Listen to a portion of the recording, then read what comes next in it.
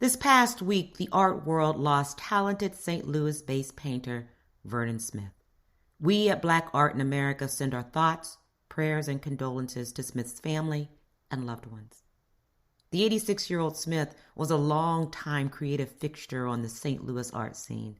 Known as a proud and outspoken Black history scholar and community educator, Smith's representative drawings and portraits were showcased at the city's Portfolio Art Gallery as well as the St. Louis Art Museum.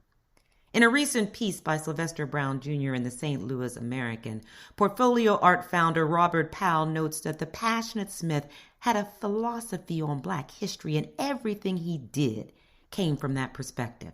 He was always teaching and would get upset with you if you didn't understand what he was saying or if you debated him on what he knew.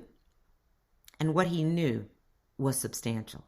Coming into prominence in the 1960s and 70s, Smith was an original member of the St. Louis Black Artists Group, the popular multidisciplinary arts collective that incorporated visual art, jazz, music, and theater.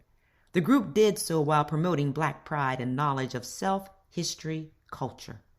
Smith's circles included the likes of prominent painters Emilio Cruz and Oliver Jackson, and such noted musicians as Oliver Lake, Julius Hempfield, and Hammett Blewett. Smith used his artistic talents and accumulated wisdom to teach others both in classroom and the community.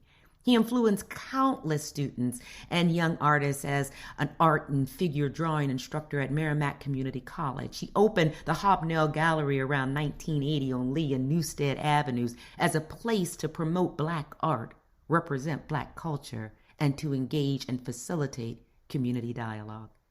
Given his creative talents, his cultural pride, his outspokenness, and his ongoing impact on others, Vernon Smith was easily one of the most popular and recognizable figures on the local St. Louis art scene. In the St. Louis American article, Smith's son Stuart summed up his father's legacy in the following fashion. He was a talented artist who dedicated his time to his artwork. He never made the kind of money he wanted, but he did what he wanted in life, offered Stewart, noting that we had our differences, but he was still my dad, and I love him.